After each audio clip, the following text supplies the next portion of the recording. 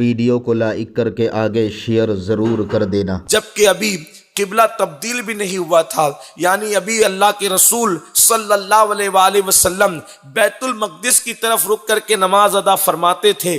اس وقت ہندوستان کے اندر اسلام کا نور آ چکا تھا، لیکن اسلام آنے کے بعد اتنا فروغ نہ مل سکا۔ وجہ یہ تھی کہ اللہ تبارک و تعالیٰ نے یہ سعادت کسی اور کے مقدر میں لکھی تھی، اور اللہ تعالیٰ نے یہ سعادت کسی اور کو بخشنا تھا، اور وہ ذات تھی ہم سب کے خواجہ معظم، خواجہ بزرگ سلطان الہند خواجہ غریب نواز رضی اللہ تعالیٰ عنہ۔ آپ ہندوستان کی سرزمین پر جب تشریف لائے تو اس وقت ہندوستان کا حال بڑا عجیب تھا۔ یہاں کے لوگ تہذیب سے ناواقف تھے، یہاں کے لوگ تمدن سے ناواقف تھے، یہاں کے لوگ انداز زندگی سے ناواقف تھے۔ ہندوستان کی سرزمین پر غریب نواز تشریف لائے۔ حیرت کی بات یہ تھی، اس سرزمین پر عقل کا ایسا دیوالیہ پن تھا غریب نواز کے آنے سے پہلے کہ تیل پتھروں کے نام پر جلائے جاتے تھے اور پیشاب لوگ پیا کرتے تھے۔ آپ غور فرمائیں، لوگوں کو سرکار غریب نواز کے احسان کا اندازہ ہونا چاہیے کہ تیل کھانے کے لیے ہے تو لوگ تیل جلایا کرتے تھے، چوہوں کے نام پر، درختوں کے نام پر، پتھروں کے نام پر، دریاؤں کے نام پر، الگ الگ ناموں پر تیل جلتے تھے، گھی جلتے تھے۔ یہ جو دیسی گھی آج کل اکثر لوگوں کو دیکھنے بھی نہیں ملتا، یہ کئی من روزانہ جلا دیے جاتے تھے دریاؤں کے کنارے، گھی جلائے جاتے تھے، پیشاب پیا جاتا تھا، جانوروں کی گندگی کھائی جاتی تھی۔ کب تک؟ جب تک کہ اسلام کا نور ہندوستان کی سرزمین پر سرکار غریب نواز رضی اللہ تعالیٰ عنہ کی شکل میں نہ آیا۔ سرکار غریب نواز جب ہند کی سرزمین پر تشریف لائے اور ساتھ ہی ساتھ خاص طور پر جے پور والوں راجستھان کی سرزمین پر تشریف لائے اور آپ نے اپنا مسکن اجمیر مقدس کو بنایا۔ یہ پہاڑیوں کا جو سلسلہ ہے، پہاڑوں کے اندر یہ سخت زمین کا جو سلسلہ ہے، اس سرزمین پر رسول اللہ کا شہزادہ یہاں پر جلوگر ہوا اور آپ تشریف لائے، اور آپ نے اپنے نانا جان کی خوبصورت تعلیم سے ہندوستان والوں کو جو ہے وہ بتایا کہ انسانیت کیا ہے۔ اچھی طرح یاد رکھنا، ہمارے یہاں ہندوستان میں جو دین پھیلا ہے وہ صوفیہ کے ذریعے سے پھیلا، وہ اولیاء کے ذریعے سے پھیلا، اس لیے کہ یہ سرزمین بڑے سخت لوگوں کی سرزمین تھی، اس لیے یہاں پر بڑے اچھوتے اور بڑے حکمت و تدبر کے ساتھ اللہ کے دین کو پھیلانے کی ضرورت تھی۔ سرکار غریب نواز نے لوگوں کو انسانیت بتایا۔ انسانیت کیا ہے؟ انسانیت کسے کہتے ہیں؟ ہمارے مفسرین نے لکھا، انسان مشتق ہے انس سے، انسان مشتق ہے انس سے۔ تو اب انسان کون ہوگا؟ جس میں انس موجود ہوگا، اور انس کسے کہتے ہیں؟ محبت کو، پیار کو۔ تو پتہ چلا وہ انسان ہی نہیں جس کے اندر محبت نہیں۔ جو محبت نہیں رکھتا وہ آدمی ہو سکتا ہے، انسان نہیں ہو سکتا۔ آپ کہیں گے انسان اور آدمی میں فرق کیا ہے؟ تو جس کا جنم آدم کی اولاد کی حیثیت سے ہوا وہ آدمی ہے، لیکن اگر جنم تو ہو گیا، مثال کے طور پر بادشاہ کے گھر میں جنم ہوا تو شہزادہ کہلا سکتا ہے، بادشاہ نہیں کہلا سکتا۔ ہر شہزادہ بادشاہ نہیں بنتا، ہر شہزادہ بادشاہ نہیں بنتا۔ کیوں نہیں بنتا؟ اس لیے کہ ہر شہزادہ بادشاہ ہونے کے قابل نہیں ہوتا۔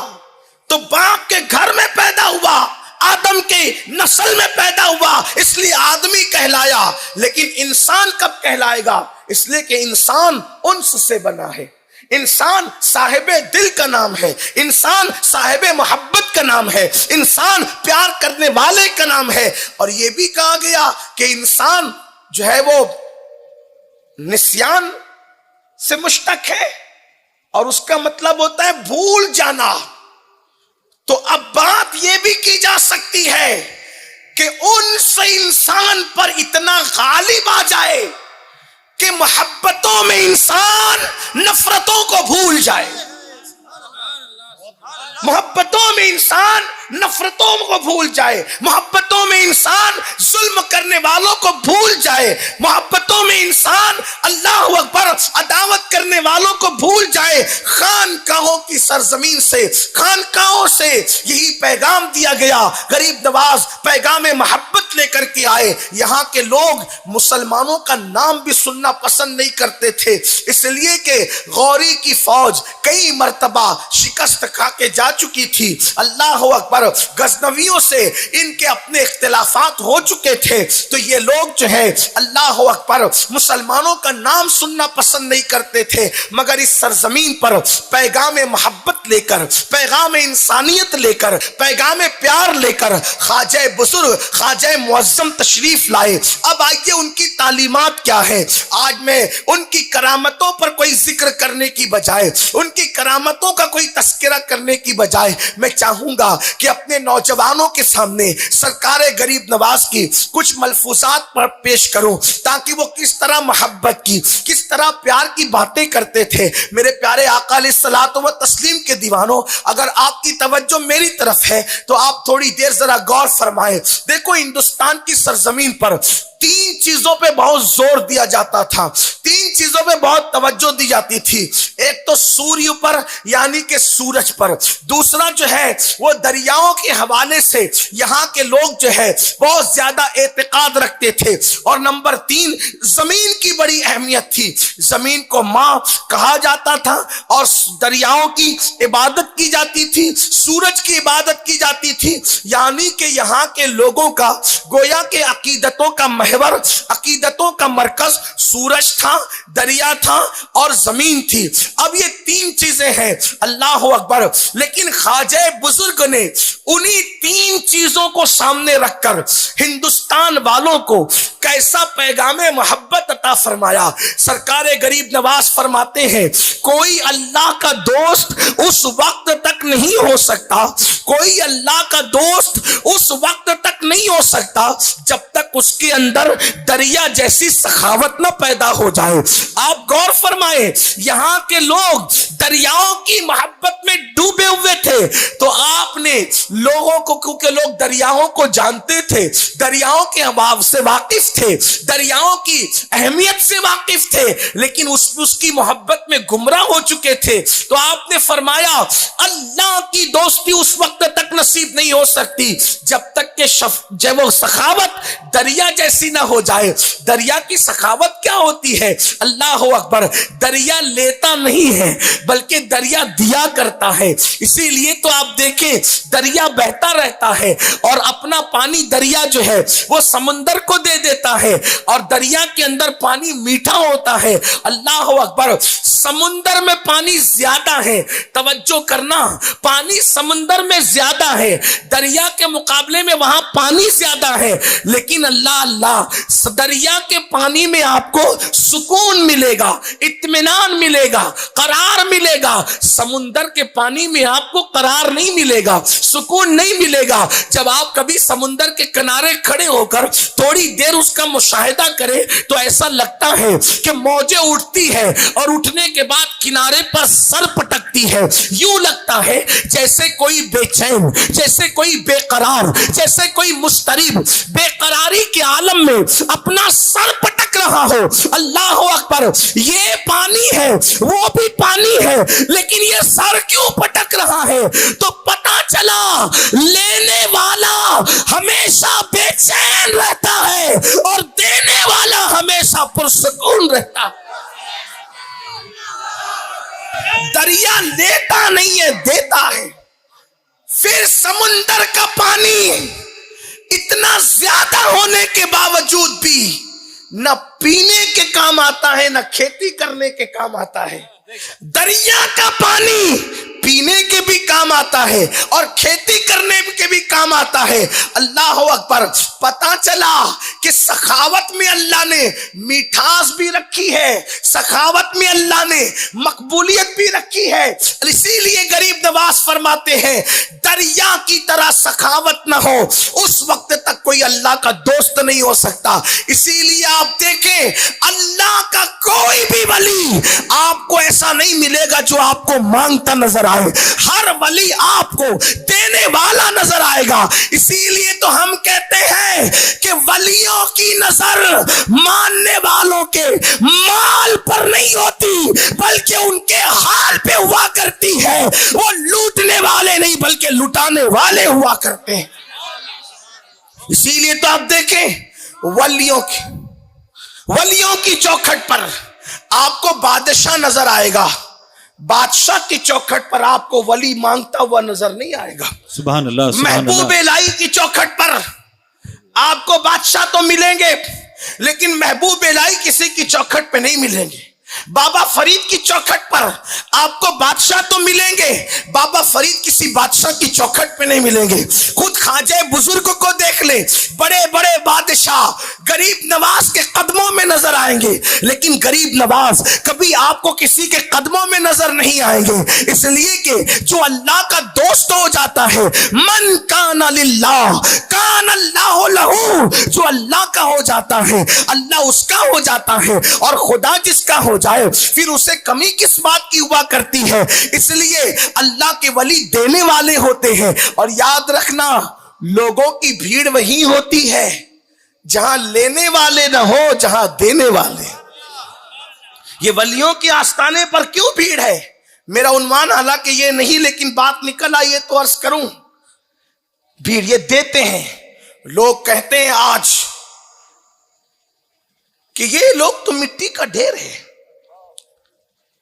ہندوستان میں مشکل ہمارے لیے یہ ہے کہ 1857 کے بعد سے انگریزوں کے اس مشن نے ہمیں اتنا نقصان پہنچایا, لڑاؤ اور حکومت کرو. تو جب انگریز ہندوستان آیا تو انگریز کے آنے تک ہندوستان کا بادشاہ ہو یا ہندوستان کی عوام ہو, یہ سب کے سب اس عقیدے پر تھے اکثریت میں جو صحابہ اور اہل بیت کا عقیدہ تھا. کوئی یہاں جھگڑا نہیں تھا, فرقہ واریت نہیں تھی, فساد نہیں تھا. چند 2.5% لوگ تھے جن کو ایک بادشاہ کی ضرورت ایران سے یہاں تک لائی تھی. ان کا کوئی شمار بھی نہیں تھا, ان کی کوئی گنتی بھی نہیں تھی. وہ اپنی اپنی دنیا میں مست تھے, ان کی کوئی اہمیت نہیں تھی. نہ لوگ ان کے ساتھ اٹھتے تھے, نہ بیٹھتے تھے, نہ شادی بیاہ کرتے تھے. ان کے اپنے معاملات علیحدہ تھے. جس طریقے سے مسلمان 100% میں 2.5% زکوٰۃ کو الگ کرتا ہے پھر کبھی استعمال نہیں کرتا بلکہ وہ فقیروں کی جھولیوں میں ڈال دینے میں ہی اپنی ذمہ داری سمجھتا ہے, ایسے ایک بادشاہ نے اپنی ضرورت کے تحت ایران سے کچھ لوگوں کو لایا تھا. اور وہ چند لوگ تھے مال کے میل کی طرح, باقی ان کی کوئی اہمیت نہیں تھی, اس لیے ان کا کوئی شمار بھی نہیں. حضرت امیر خسرو رحمت اللہ علیہ اپنے زمانے میں ایک خط لکھتے ہوئے فرماتے ہیں کہ میرا ہندوستان ایسا ملک ہے جہاں کی مرغی اور جہاں کی مچھلی بھی سنی ہے. آپ نے اپنے ذوق کے مطابق لکھا کہ یہاں کی دریا میں جو مچھلی ہے, ہندوستان کے دریا میں جو مچھلی ہے وہ بھی سنی ہے. یہ حضرت امیر خسرو کا خط ہے. اس سے پتا چلا کہ یہاں کا بچہ سنیت کے رنگ میں رنگا ہوا تھا, محبت کے رنگ میں رنگا ہوا تھا, عشق کے رنگ میں رنگا ہوا تھا. جو کلمہ پڑھنے والا تھا وہ یا رسول اللہ کہنے والا تھا, جو کلمہ پڑھنے والا تھا وہ یا غوث کہنے والا تھا. اللہ اکبر. جو کلمہ پڑھنے والا تھا وہ ولیوں کے آستانے پر جانے والا تھا. لیکن 1857 میں اللہ اکبر جس وقت انقلاب کی صدا گونجی اور علماء نے انگریزوں کو دھول چٹانے کی کوشش کی تو اس کے نتیجے میں انگریزوں نے ہندوستان کے مسلمانوں کو ڈیوائیڈ کرنا اور تقسیم کر کے حکومت کرنے کی پالیسی پر عمل کیا، تو نتیجہ کیا ہوا؟ ایسے لوگوں کو پیدا کیا گیا جو نبیوں پر اعتراض کرے، جو ولیوں پر اعتراض کرے، جو خدا پر اعتراض کرے۔ لیکن میں بات صرف آپ کو اتنا کہنا چاہتا ہوں، لوگ کہتے ہیں کہ ولی کچھ دے نہیں سکتا اور ولی کو کچھ دینے کی حیثیت نہیں، اس لیے کہ ان کے ناک پر اگر مکھی بیٹھ جائے تو یہ مکھی نہیں ہٹا سکتے۔ آپ سے میں کہنا چاہتا ہوں، اور حیرت بھی مجھے اس پر ہے، مسلمان جوانوں کو تھوڑا عقل سے کام لینا چاہیے۔ میرے عزیز، کمپیوٹر کے معاملے میں آپ عقل سے کام لیتے ہو، دنیاوی کاروبار کے معاملے میں آپ اتنے ذہین ہو، لیکن آپ قرآن و سنت کا معاملہ آتا ہے تو آخر کیوں بدھو بن جاتے؟ ویڈیو اگر اچھا لگا ہو تو لائک کر کے آگے شیئر ضرور کر دینا۔ اللہ رب العزت اس کا صلہ، اس کا ثواب آپ کو ضرور عطا فرمائے گا، اور اپنے دوستوں سے اس چینل کو ضرور سبسکرائب کرائیے گا تاکہ وہ لوگ بھی جو ہے دینی معلومات حاصل کر سکیں۔ اللہ حافظ۔ السلام علیکم ورحمۃ اللہ تعالی وبرکاتہ۔